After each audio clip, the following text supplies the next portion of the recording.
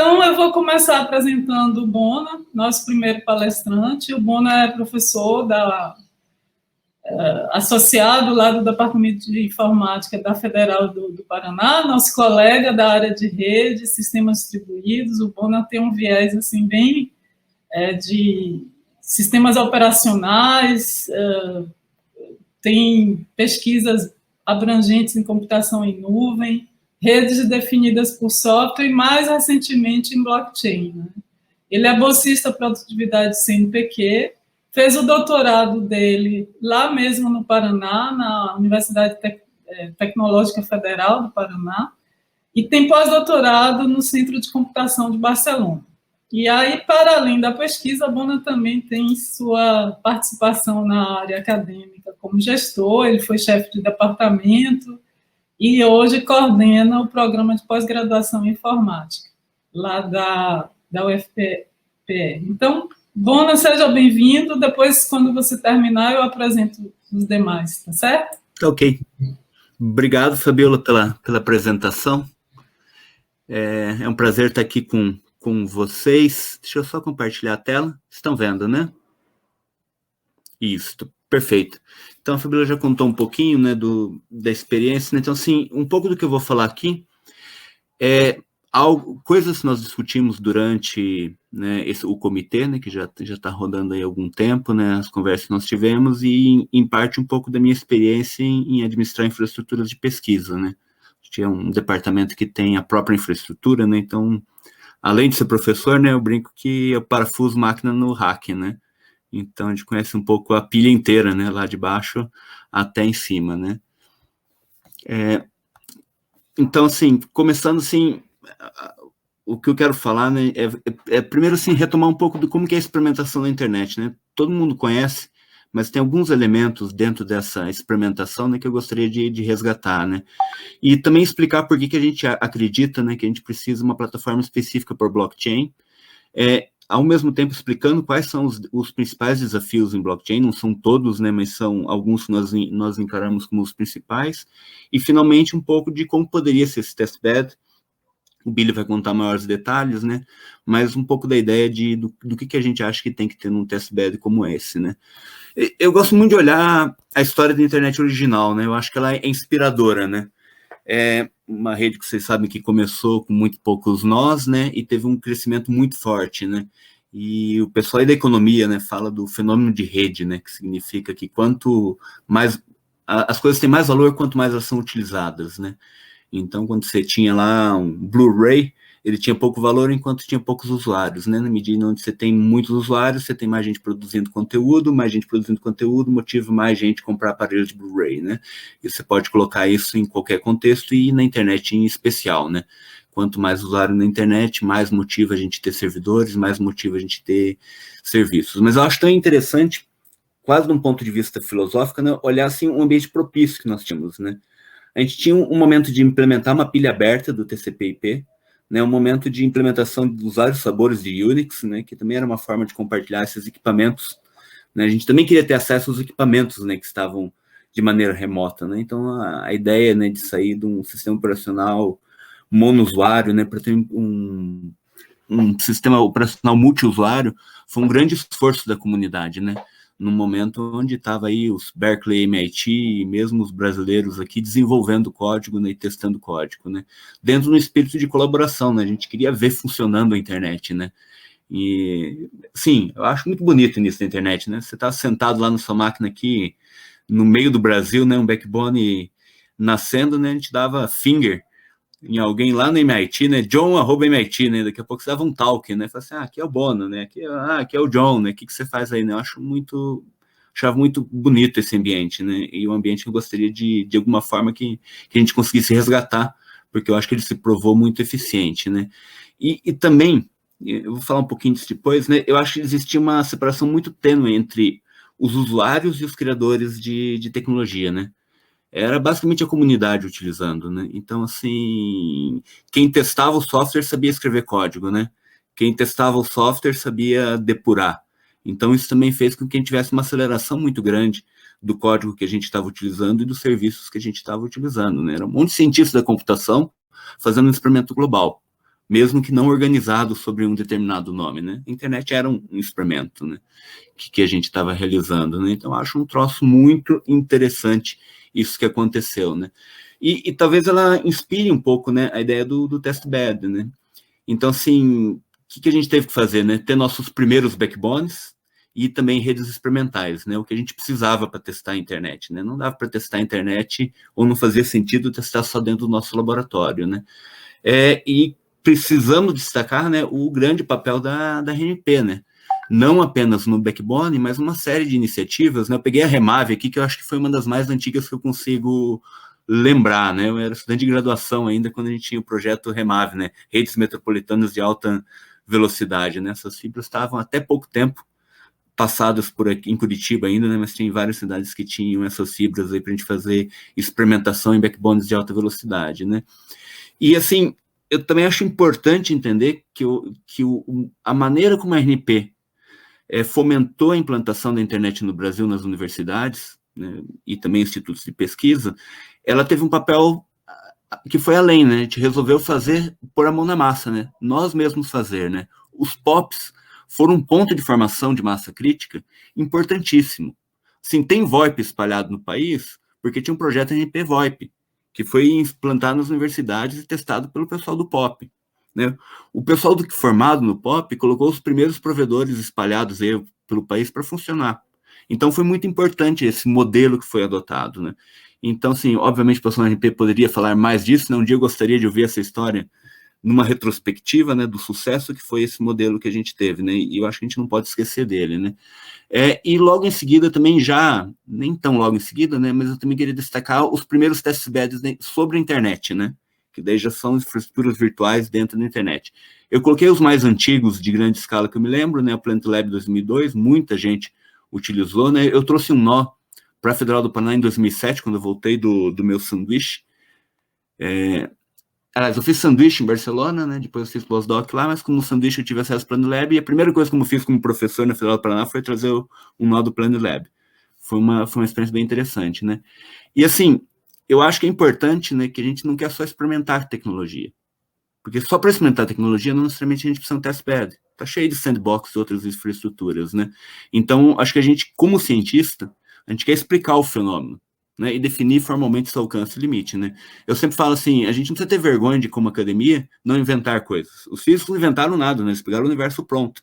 E ainda assim é uma das principais ciências, né? Porque a gente está explicando os limites, né? Quando surgiu o P2P, a gente não inventou P2P. Só que a gente explicou os limites e formalizou eles e formou um monte de gente que depois criou novos sistemas utilizando os fundamentos de P2P, inclusive blockchain.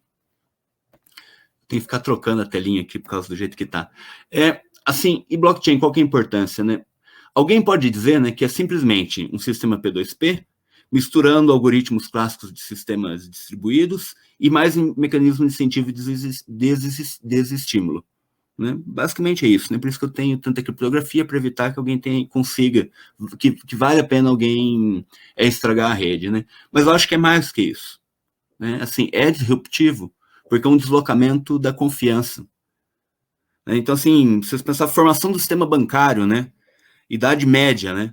Só hoje, né? Só em 2000 e alguma coisa, né? Quando surge o Bitcoin, que a gente pensa num sistema onde você não tem uma autoridade. A gente não está confiando em alguém, mas confiando num conjunto de computadores espalhados, confiando em algoritmos. Esse deslocamento é muito importante. Entretanto, ele depende do comportamento humano, né? Eu não faço isso simplesmente tecnologicamente, porque eu tenho que influenciar o comportamento das pessoas, eu tenho que influenciar que as pessoas acreditem que isso acontece. Então, mostra que blockchain é algo muito amplo, né? E por isso que é difícil fazer determinadas coisas e experimentar determinadas coisas, né? Então, assim, já falando muito pontualmente do que é a experimentação em blockchain, né? Assim, quando eu estava lá no Planet Lab, né, a gente ganhava uma máquina virtual, a gente não era nem root da máquina virtual, era só um container, e mais ou menos a gente se virava para instalar e fazer o que a gente queria. Hoje, gente, é uma selva. Quem cuida disso, né, sabe disso, né? Assim, só de Python tem 18 mil bibliotecas, né? Então, toda vez que alguém quer pôr um sistema no ar, né, ele tem uma dificuldade pela diversidade de serviços associados a colocar aquilo no ar. Não é só compilar um código em C, make install. Né? A gente tem um monte de coisa por trás que tem tornado tudo muito difícil. Assim, por um lado, muito fácil, porque a gente liga um monte de caixinha e constrói sistemas complexos, mas, por outro lado, muito difícil de entender o que está acontecendo, né? E, ao mesmo tempo, né, a gente está florescendo em blockchain. A quantidade de plataformas diferentes blockchain que já existem, estão surgindo a cada dia, é gigantesco.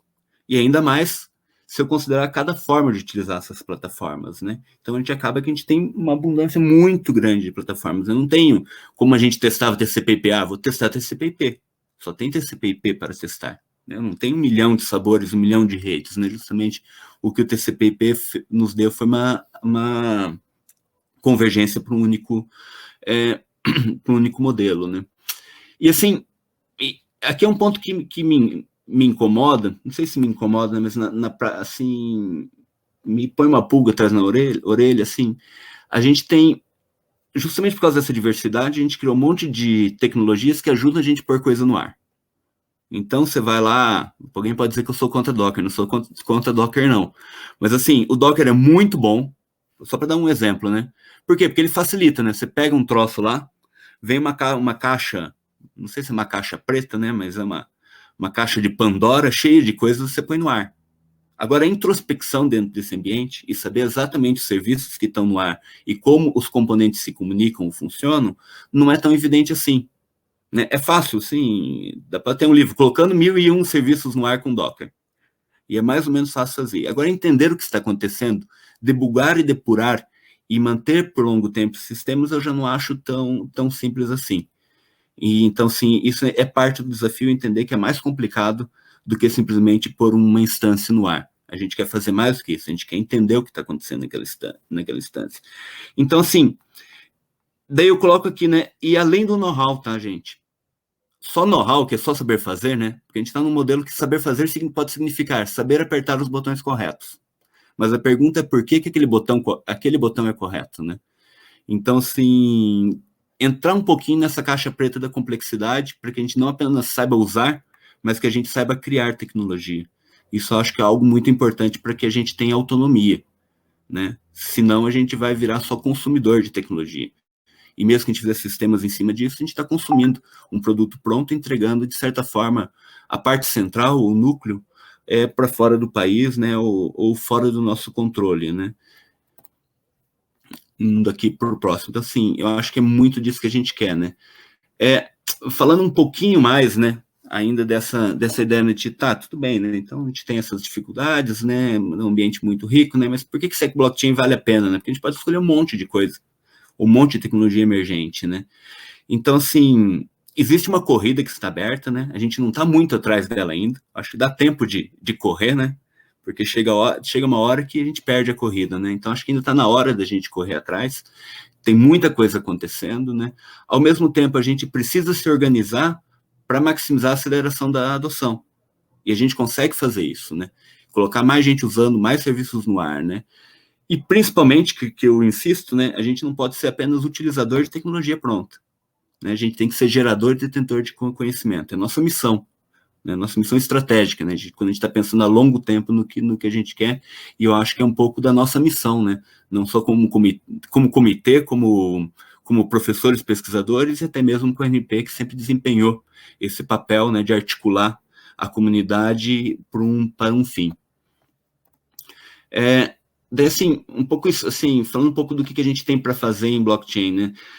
Tem 3 problemas clássicos, né, que o pessoal chama o trilema, né? E eles são mais ou menos, assim, antagônicos um com o outro, né? Mas é garantir escalabilidade. Então, se eu tenho um problema, quero ver se as coisas vão escalar para milhares ou milhões de usuários.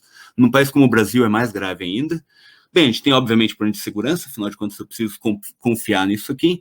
E eu tenho a descentralização, que é uma forma de garantir escalabilidade, mas a descentralização impacta na segurança. Então, se olhar em super alto nível, né, isso são os problemas técnicos, ou do núcleo do blockchain que a gente está querendo resolver. Né? A gente poderia entrar em detalhes nisso, mas aqui é só para contar um pouquinho esse contexto onde a gente está. Né?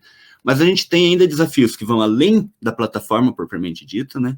Porque, assim, essas tecnologias emergentes, elas estão tendo impacto em toda a pilha. Vai desde o hardware criptográfico que eu quero fazer, até o design centrado no usuário. Então, em todas as áreas, né? Em todas as áreas e camadas de abstração da computação, a gente tem impacto numa tecnologia disruptiva como o blockchain, né? A gente ainda tem que pensar que a convergência com tecnologias como internet das coisas e inteligência artificial também vão impactar o desenvolvimento desse ecossistema, né? A internet das coisas, de certa forma, vai tornar real o blockchain, né? Vai aproximar da realidade, né? E eu ainda posso falar até em aspectos de engenharia de software, né? Como que são os projetos, como que eu escrevo isso, quais são as grandes arquiteturas, como que eu valido, como eu certifico, né? Tudo isso são problemas que a gente vai ter que resolver. E fora isso ainda, a gente tem problemas que vão além da computação, ainda que relacionado conosco, né? A gente, assim, como já falei, tem um grande aspecto humano, né, por causa da confiança, e ainda várias coisas transdisciplinares, né? Por exemplo, questões legais, né? Lei Geral de Proteção de Dados Pessoais, direito de esquecimento, interpretabilidade de contratos, né? Tudo bem, eu tenho um contrato, né, dentro da blockchain, mas como que isso é explicado para as pessoas, né? Como que o usuário entende isso? Então, tudo isso a gente tem que tratar também. Então, assim, desafios para ter um testbed, né? Nós não temos um padrão de fato. Então, assim, qual blockchain que a gente vai querer ter? Eu posso dizer em querer ter múltiplas redes, mas isso não é trivial, porque a gente não tem as ferramentas de gestão ainda do testbed para isso. Ao mesmo tempo, né, eu tenho gente que pode querer fazer um experimento que basta erguer uma rede, mas tem gente que quer olhar e introspectar numa rede em produção, né, que esteja funcionando, né? E, finalmente, eu tenho esforço computacional, que é o que faz funcionar o blockchain. E daí, como que eu vou ter um teste de larga escala se cada nó fica saturado? Estou quase lá, pessoal, um minutinho atrasado. Então, assim, o que a gente entende hoje, né? Que no momento a gente não tem um único testbed, talvez não resolva o nosso problema. Eu tenho que ter um testbed multifacetado para atender os vários perfis, porque tem gente querendo fazer problema fundamental e tem gente querendo testar aplicações no ambiente multidisciplinar. E lembrar também que eu acho que a Infraestrutura Nacional de CT é um ótimo Living Lab, é onde a gente pode testar tecnologias, a gente não pode esquecer de fazer isso. Então, assim, como consideração final, né, eu acho que o blockchain tem um potencial transformador da sociedade, a gente tem que ser gerador de conhecimento e tem muitas oportunidades e um grande espectro de desafios a serem resolvidos. Então, para terminar, a gente acredita que um testbed é fundamental para impulsionar pesquisa e alavancar nosso nível de maturidade em tecnologia de blockchain. Então, muito rapidamente, acho que era esse o recado que eu gostaria de passar. Obrigado, gente. Obrigada, Bona. Foi um pouco corrido esse relógio do Gustavo. Eu queria passar logo, então, para o Billy. O Billy é membro e coordenador do nosso GT de infraestrutura lá no Comitê Técnico Blockchain. Possui doutorado em Engenharia Elétrica pela Universidade Federal do Paraná, e com ênfase em computação aplicada, e fez um pós-doutorado na área de cloud, em cloud slicing, e atualmente ele é um dos criadores e pesquisador e, ao mesmo tempo, CTO da empresa AmaChains, Amazonian Blockchain Solutions. Então, Billy, com você. Perfeito. Obrigado, Fabiola. Obrigado a todos pelo convite. É sempre bom poder estar compartilhando esse momento aqui com pessoas que estamos desenvolvendo um trabalho. Então, nós estamos atuando no CT Blockchain, tá? Estou como membro do CT Blockchain. E a ideia aqui é mostrar um pouquinho do que a gente está fazendo e o que a gente espera para esse ano e para o próximo. Bem, a meta clara do CT esse ano é desenvolver um testbed, para que tanto a nossa comunidade acadêmica quanto a sociedade possa poder ter esse ambiente para experimentação, inovação, para tentar entender esse ecossistema todo de blockchain. Então, a gente já entendeu que tem ali desafios operacionais e desafios de governança. Desafios que estão muito mais voltados à tecnologia em si, em como operar aquilo, quais são as infraestruturas necessárias, e desafios relacionados a como as pessoas, as instituições que vão fazer parte desse testbed vão se relacionar. E os dois a gente tem que dar um foco. E como o Bona falou, são muitos os requisitos.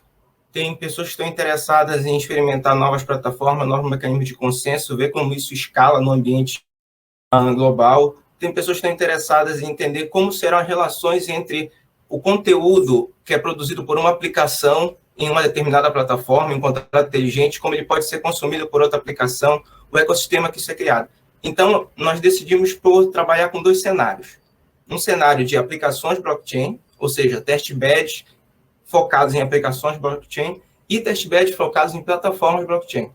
O cenário de aplicações é aquele que a gente vai ter sempre plataformas específicas, como Fabric, Indy, Ethereum ou outra qualquer, mas vai ser uma plataforma específica e sobre ela nós poderíamos instanciar de várias aplicações, tá? Vários contratos inteligentes, chain code, seja lá qual a nomenclatura que aquela plataforma utiliza, e a entrada e saída de pessoas, de instituições, ou melhor, nessa rede, vai depender do consórcio formado pelos membros já existentes. Tá? Então, tem ali uma organização entre os vários membros para decidir como cada um vai entrar, quais são as permissões de cada um. E os dados têm um caráter permanente. Tá? Então, é importante ter esses dados permanentes, porque esses dados são relevantes para entender esse ecossistema todo, como essas aplicações vão interagir.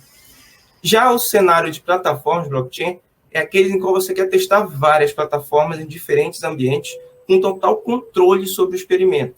Então, o experimentador ele passa a ser o dono de toda aquela plataforma que está alocada numa certa infraestrutura e pode ali definir quais aplicações vão entrar, quem vai fazer parte ou não. Tá? Só que tudo isso, claro, serão com dados temporários, no tempo daquele experimento, e depois deve ser todo feito uma limpeza e esses dados reaproveitados para um outro experimento. Então, nós temos 2 cenários principais que a gente entende que devemos endereçar nesse momento, e o foco para 2021 é o cenário de aplicações blockchain. Então, aqui é onde nós estamos dando foco neste ano e possivelmente ano que vem de plataformas.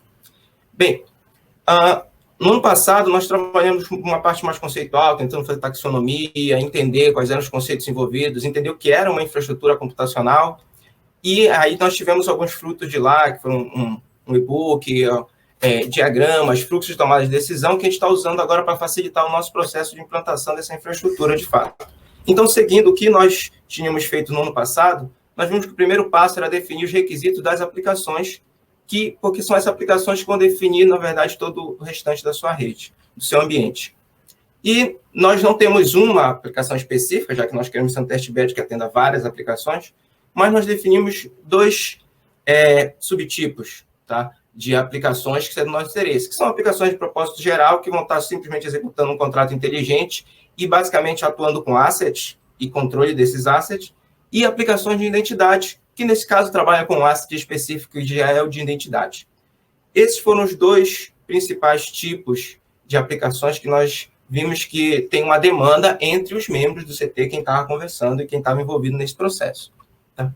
Depois nós fomos para definir as plataformas blockchain, e aí, de novo, baseado nos requisitos que a gente tinha anteriormente de aplicações de propósito geral e de identidade, nós fizemos a escolha para 2 plataformas, que é o Hyperledger Fabric e o Hyperledger Indy, para trabalhar. No caso, a gente vai ter um testbed trabalhando com o Hyperledger Fabric e um outro com o Indy, um para propósito geral e outro para aplicações de identidade.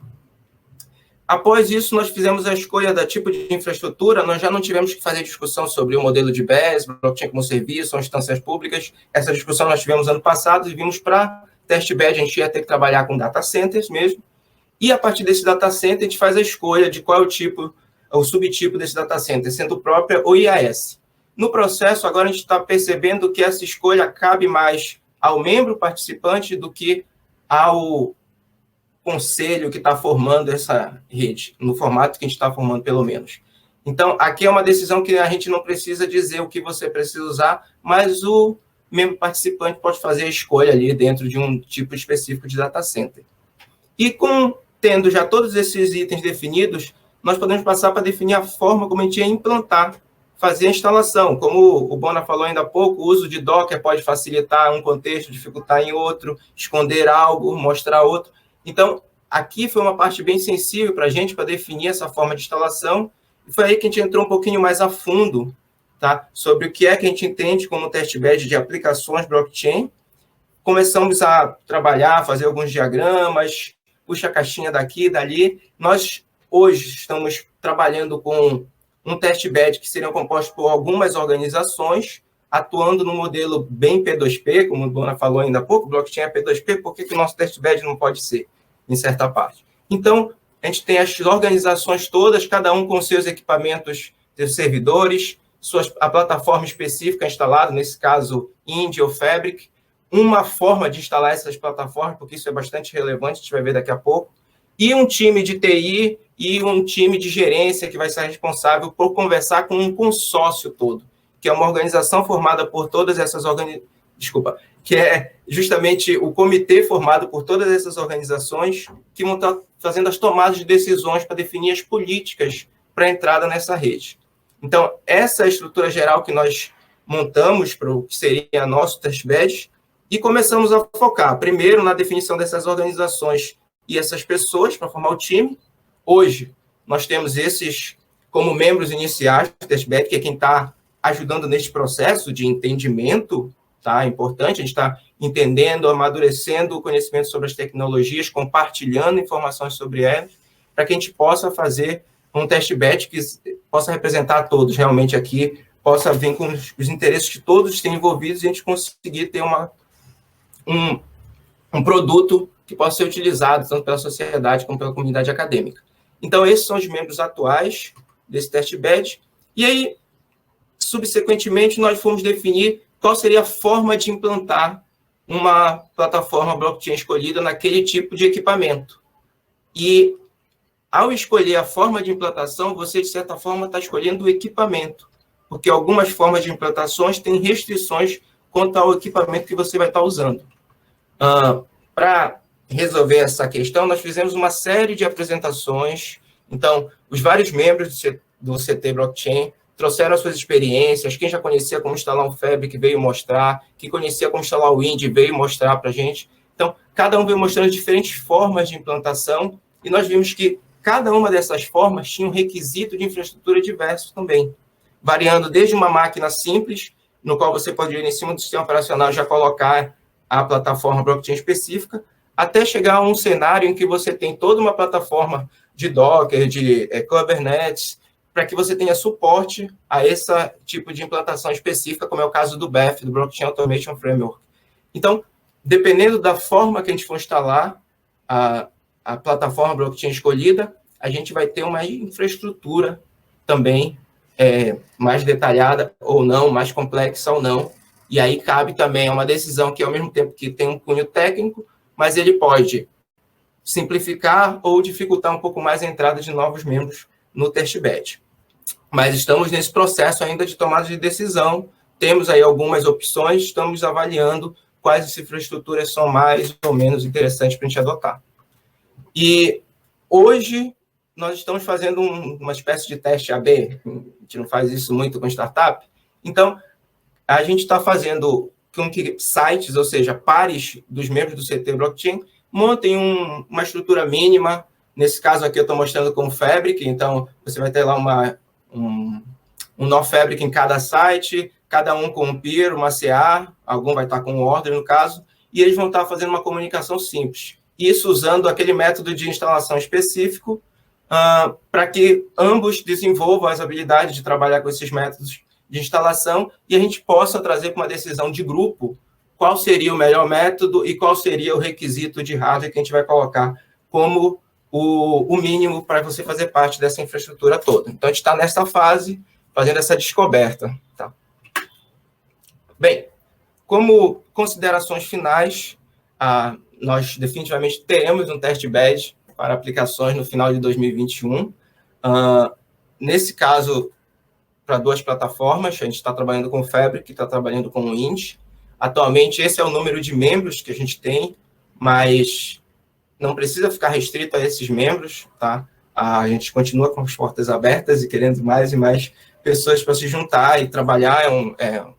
É uma atividade bem interessante, a gente tem opiniões diversas, tá? Você tem interesses da academia, da indústria, a gente tem que conciliar, isso está sendo uma experiência bem legal. E a gente também está aberto a outras plataformas, a gente não fechou que é o Fabric somente e é o Indy somente. Agora, essas foram as plataformas que teve interesse dos membros.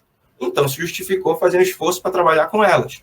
Pode ser que outros membros tenham outros interesses e a gente possa também fazer esse trabalho, já que já foi feito, de certa forma, o caminho foi pavimentado pelo processo que a gente está atuando para o Fabric e para o Indy. E o testbed de plataformas, que é aquele que permite que a gente faça uma experimentação mais voltada a, por exemplo, protocolos de consenso, questões de escalabilidade, esse daí talvez a gente tenha trabalhado em 2022, pelo menos por enquanto não é o foco do CT, mas a gente está também fazendo algumas discussões com a RNP e pode sair umas coisas bem legais por lá. Bem, obrigado, vou dar os tempinhos do Bona aí. Acabou bem antes, obrigada, Billy. Deixa uma folga para Igor e para o debate. Então, eu queria já convidar o Igor, e vou apresentá-lo. O Igor Machado é professor e pesquisador do Instituto de Computação lá da Federal Fluminense, fez doutorado lá mesmo, no Instituto de Computação da Federal Fluminense, na linha de algoritmos e otimização, e hoje ele faz pesquisas em temas ligados à otimização, computação de alto desempenho, tecnologias descentralizadas, e participa ativamente de diversos projetos livres de código aberto ligados a essas áreas, a otimização e blockchain. Então, Igor, seja bem-vindo. Obrigado, Fabiola. Agradeço aí a participação aí nessa sessão aí, que está super legal. Gostei muito do Bona e da apresentação do Billy. Então, vou trazer para vocês um pouco agora um aspecto prático que é ligado a uma ferramenta que eu participei do desenvolvimento dela, que é o NEO Compiler Echo, que é uma ferramenta justo com foco em experimentação de contratos inteligentes e também testes de algoritmos de consenso em blockchain. E eu faço parte também do CT Blockchain, né, busco interagir na parte da educação, o GTEDU, que eu acho que também tem um pouco a ver com a história de como essa plataforma foi criada. Então, eu vou apresentar rapidamente, introduzir para vocês a NEO Blockchain e o algoritmo de consenso dela, uma coisa bem rápida mesmo, né, para caber no tempo. Eu também vou apresentar rapidamente essa ferramenta, não vou entrar em detalhes, um pouco da história dela. Vou falar também um pouco sobre uma rede experimental que a gente vem desenvolvendo desde 2019, que usa essa ferramenta, que ainda é bem experimental mesmo. E também finalizar com uma discussão sobre esse tópico, que é o tópico primordial aí de 2021 no CT Blockchain, que é sobre redes de experimentação em blockchain no cenário brasileiro. Então, começando aqui sobre a blockchain do NEO, para quem não conhece, ela é uma tecnologia que foi criada em 2015 pelo Darhong Fei e Eric Jiang. Então, foi fundada uma empresa na China, né, e tem uma fundação também que gerencia todo o desenvolvimento dessa plataforma, que ela é aberta, e com foco de Smart Economy, que foi, como foi dito lá no white paper que criaram. Que a ideia é justo aproximar, né, as pessoas de uma economia de valor na internet.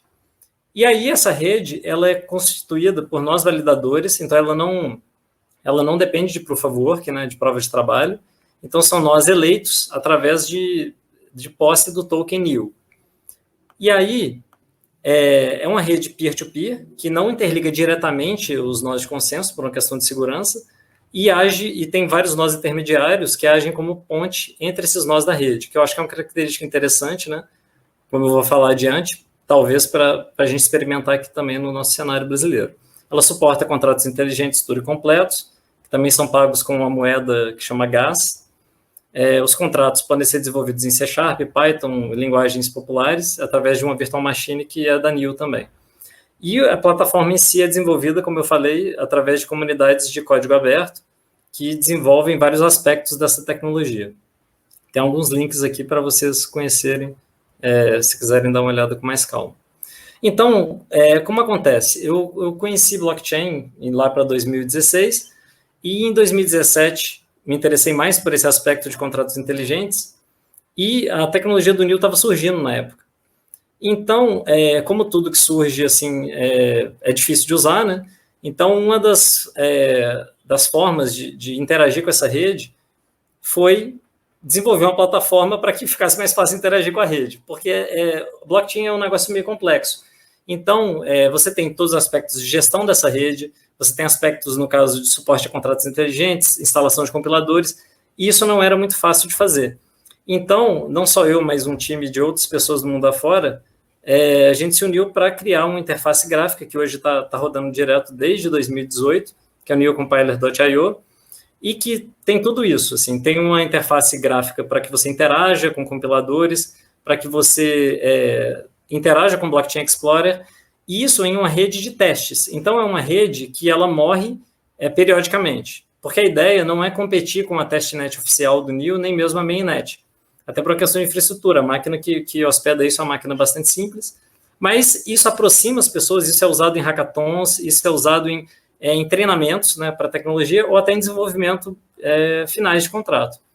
Eu até deixei aqui uma lista de pastas aí para quem for baixar esse projeto. O projeto também é de código aberto, você pode rodar no seu computador, em que você pode gerenciar nessa pasta de Docker, NEO, C# Node, você pode personalizar o algoritmo de consenso, por exemplo, né, que é o escrito em C#, o algoritmo original, e inclusive foi um dos motivos dessa tecnologia também ter crescido tão rápido, essa plataforma do NEO Compiler Echo, porque ela foi usada para testes também do desenvolvimento do algoritmo de consenso do NEO, que é a versão que está em funcionamento na mainnet desde 2019, que é o DBFT2, que eu vou falar também um pouco mais sobre ele.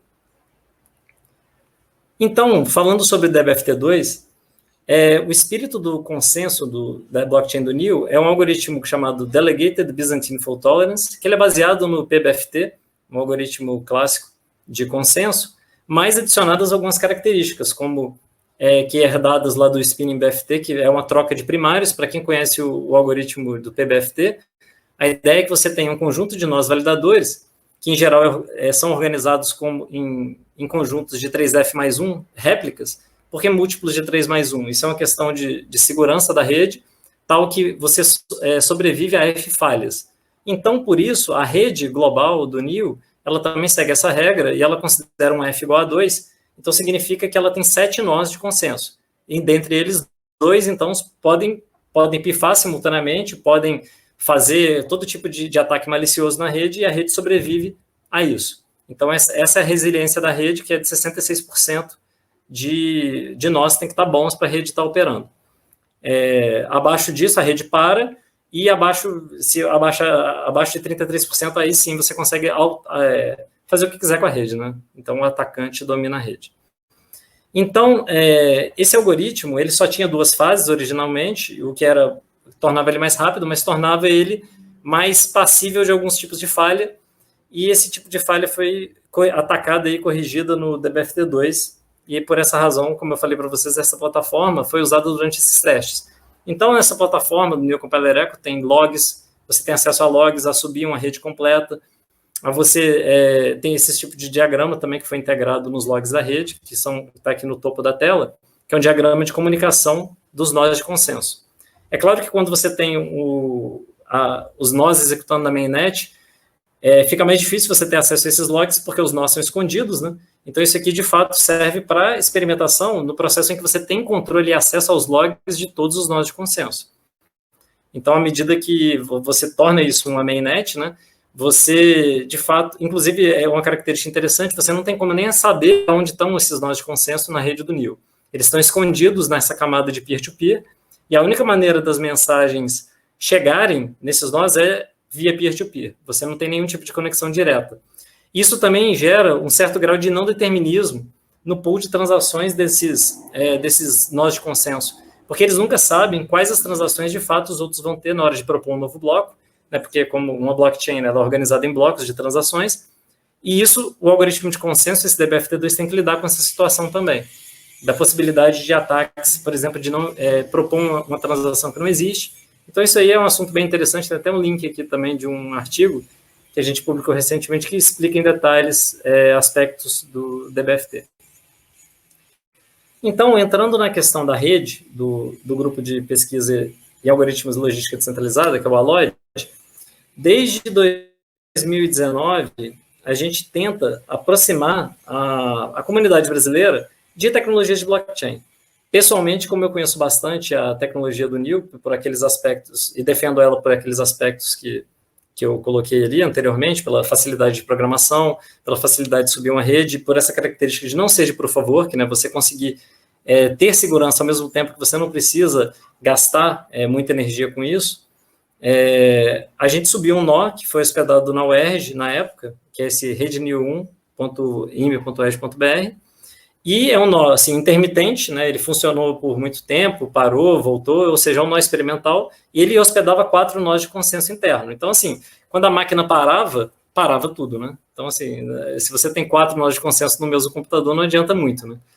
Então, recentemente, outros endpoints foram finalmente conectados, então agora tem um endpoint também no laboratório da Lloyd na UF, que ele se conecta com esse endpoint da UERJ, mas ainda assim não é uma situação ideal, porque, como eu vou falar para vocês depois, vou mostrar os logs ali, são 2 máquinas hospedadas em cada um desses endpoints, então também se morrer a máquina inteira, ou se morrer um firewall de entrada, por exemplo, também derruba a rede, porque a gente precisa de que, como são 4, né, a gente sobrevive a uma falha apenas, então o ideal é que tenha mais participantes, né, e assim, eu acho que agora que minimamente isso aí consegue ficar de pé, e está de pé, espero que esteja de pé agora, nesse momento,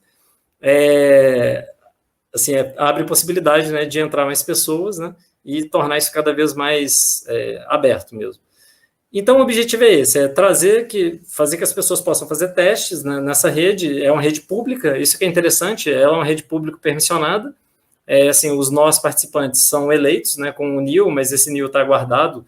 Nesse caso aqui, nem está guardado, então, ou seja, poderia até trocar a posse desse NIL, ou seja, que você poderia votar em outra pessoa e trocar, né, se você quisesse migrar, sei lá, o nó de consenso para uma outra universidade, um outro participante. Mas, no momento, de fato, a rede tem essa característica de ser não permanente, porque não tem ainda uma infraestrutura para isso, né, para se manter viva por muito tempo. É uma rede, então, com tempo acelerado, de cada bloco é gerado a cada 5 segundos, o que é bom para teste.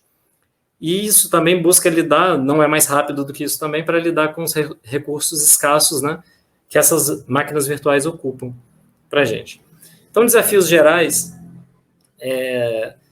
para implantar uma rede, ou gerenciar uma rede, ou disseminar blockchain, na minha visão, é ainda esse conhecimento prático ser bastante limitado, né, esse know-how tanto de uso e implantação de redes, e até mesmo desenvolvimento de contratos inteligentes, ou até de conhecer coisas básicas mesmo da tecnologia blockchain. Acho que a gente ainda tem que trabalhar nisso. A falta também de um padrão de fato para blockchain. A gente tem várias blockchains que são bem consolidadas, né? Mas a gente ainda não tem uma coisa igual à internet, né? Um protocolo ali bem rígido que todo mundo usa. A gente está longe disso ainda no mundo blockchain. E também uma visão estratégica que ainda não está 100% clara sobre quais seriam, né, aquelas pessoas que participariam ativamente, por exemplo, no cenário brasileiro, que estariam dispostas a manter isso aí a longo prazo, caso a gente escolhesse manter isso a longo prazo, e quem seriam esses usuários? E, assim, quem pagaria também, ou não seria pago, né? Com quem que ficariam esses custos computacionais, que no caso da rede pública são pagos em gas? Numa rede nacional, será que a gente cobraria isso dos usuários? Os usuários mesmo, não os desenvolvedores, né? As pessoas, né, que usariam as aplicações, que estariam numa rede dessa, já considerando uma rede pública, né? Então, estou considerando sempre uma rede que qualquer um pode acessar e enviar transações dentro das regras dos contratos estabelecidos.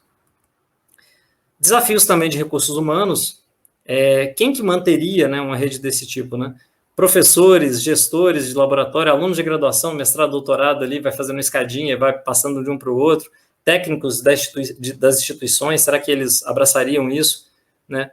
E como é que a gente pode manter, então, esse engajamento de longo prazo e também para manter uma atualização da tecnologia, ou seja, surge uma nova blockchain, sei lá, é melhor, como é que a gente vai fazer? A gente vai paralisar isso, a gente vai migrar os dados para uma nova rede, a gente vai manter em paralelo um pool de redes, né, a gente vai ter um universo ali de várias blockchains. Será que isso aí é um caminho mais factível para a gente se manter atualizado e manter a oferta dessa tecnologia? Né? E quais tarefas também a gente pode até delegar para um terceiro? Será que a gente pode, né, vai ferir a confiança se a gente mandar essas VMs para fora da universidade? Então, ou seja, a universidade só está lá como gerenciando aspectos de governança, enquanto a parte tecnológica está sendo gerida por fora, né? O RNP também poderia ver isso, ou seja, quem são os atores para ver isso? Agora, aspectos tecnológicos ligados a essa instância, né, que está lá em execução.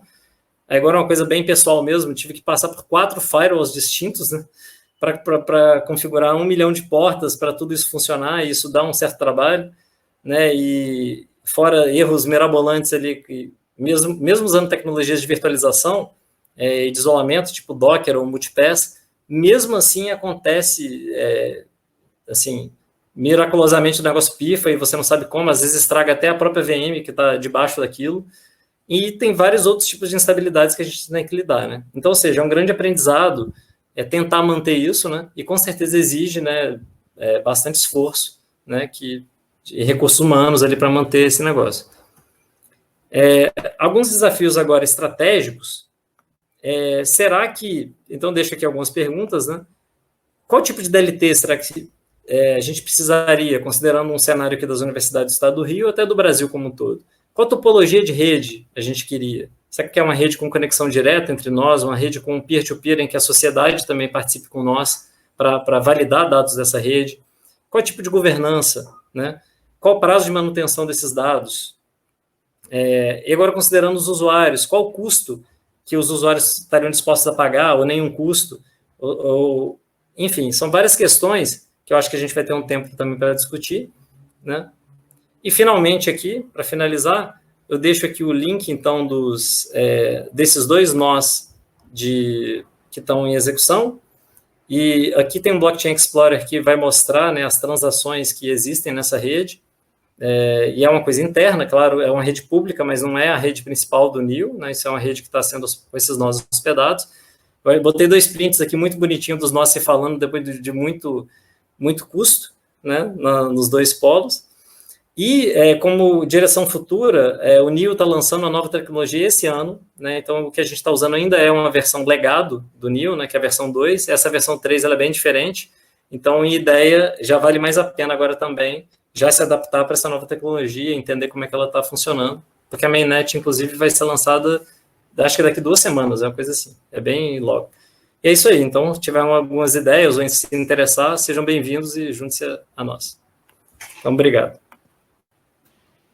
Obrigada, Igor. Excelentes contribuições a partir da experiência de vocês. Eu queria abrir agora para pergunta. A gente, na realidade, está com bastante tempo para um debate. Não temos perguntas aqui na plataforma.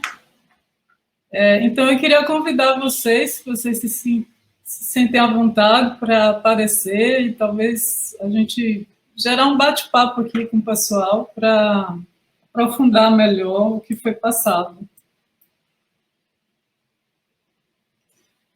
Alguém? O pessoal da RNP que está aqui presente, que trabalha com essa parte de dispositivos para experimentação dentro da estrutura da RNP. Eu inclusive, queria saber de vocês como é que vocês sentem, né, essa proposta que a gente traz em cima desses test beds que estão sendo propostos aqui pelo Comitê Técnico Blockchain e até a possibilidade de experimentações ad hoc como essa que o Igor traz, né? Mas, então, se a gente não tem a participação de vocês, entre nós, a gente pode ficar aqui no bate-papo. Não sei se alguém quer fazer alguma pergunta para os colegas. Não, pior que eu tinha quase mandado a pergunta para o Billy mesmo na apresentação dele, mas eu falei assim, vou esperar. Então vamos lá. Não, mas agora eu tenho que lembrar a pergunta, cara. Eu devia ter anotado. Mas esse tempo é o tempo restante, ô Fabiola? É o tempo então, que legal. nos resta. A gente tem tempo aí. Igor, diga. No final das coisas, você tem ali um certo instalador do NIL, também em um ambiente reduzido, né? Que é o que a gente estava discutindo sobre formas de instalar plataformas. Você tem uma ali, só que é uma que vocês fizeram. É um conjunto de scripts que, assim, os scripts sobem várias... Para você ter ideia, assim, a gente foi acumulando script dentro de script. Então, no final, tem um script que chama Build Everything, que a gente executa ele, e ele, tipo assim, monta a rede, né, no caso, a rede padronizada, que fica lá por padrão, elas são 4 nós, que eles sobem independente, mas independente num Docker, né? Então, são 4 containers separados, que se falam, né, por um network lá que o Docker constrói, e sobe também serviço de compilação, porque não é trivial instalar os compiladores. Por exemplo, assim, o compilador de C# para os contratos inteligentes do NIL, ele exige um monte de coisa, que, assim, quando eu comecei a mexer com isso, só tinha no Windows. E, assim, de verdade, minha maior dificuldade foi que eu não tinha Windows. E, assim, como a tecnologia é toda feita no C#, assim, a a primeira coisa que eu fiz foi containerizar o negócio para eu poder usar. E na época, até o .NET ainda não era tão... O projeto não usava o .NET Core, que é um .NET mais padronizado, pelo que eu sei. Então, assim, esses desafios eram bem reais. Então, hoje, assim, existe lá um container para compilação em C#, um para Python, depois outras pessoas fizeram lá para... Tem um pessoal que faz para Java, para Go, então cada um... E tudo isso sobe. Então, assim, dá para você subir os pedaços também separados. Mas nesse momento, assim, por exemplo, você não precisa subir a interface gráfica para ter a rede.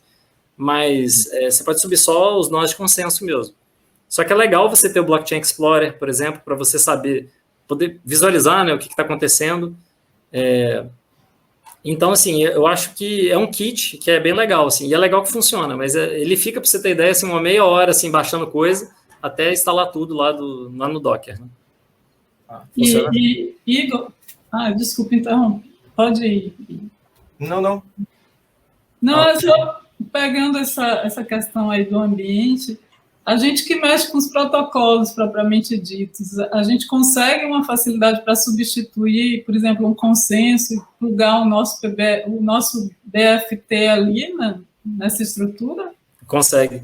Na versão 2 era mais difícil, que justo essa versão que a gente subiu ali. Mas porque nessa versão o consenso ele estava muito emaranhado no resto do código.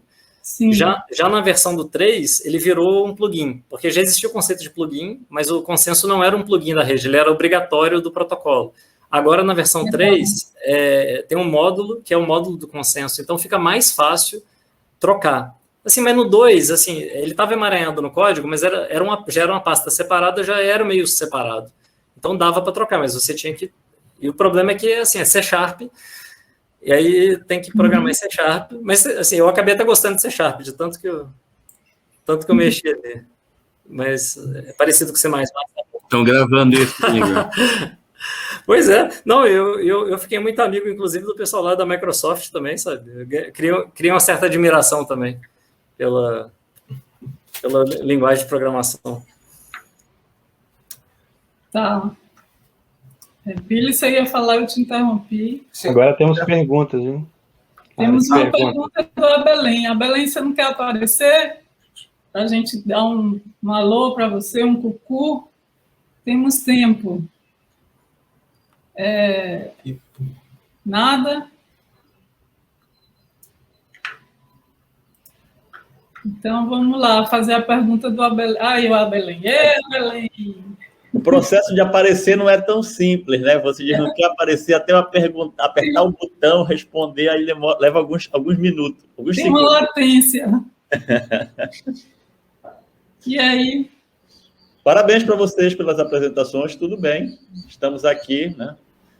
Curtindo esse evento virtual, ansiosos para o próximo presencial, mas isso. De qualquer forma o evento foi ótimo. Parabéns aí a todos, ao Bona, ao Igor, ao Billy e a você, Fabiola Lógio. E, na verdade, eu fiz uma pergunta provocação aí, porque eu estou acompanhando, né, o que nós estamos fazendo lá e ouvi um pouco mais, até para compartilhar com pessoas que eventualmente não estejam no CT Blockchain, né, que estejam aqui nos ouvindo. Que esperar da nossa infra experimental de blockchain? O que é que a gente vai conseguir fazer com ela? O que ela vai habilitar, o que ela vai nos proporcionar? Bem, eu dou uma parte da resposta.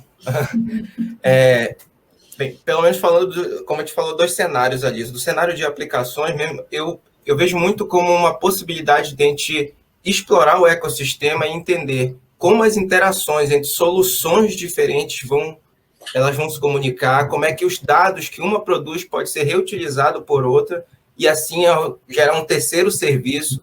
Então, essas correlações todas, eu penso que o cenário de aplicações que a gente está montando vai permitir que a gente possa criar base para que empresas, instituições possam entender melhor como é que isso vai funcionar em blockchain. Então, acho que ainda é muito vago de realmente qual é o nicho de mercado que cada um pode adotar, os estímulos e tudo mais. E acho que o cenário de aplicação pode prover isso para a gente.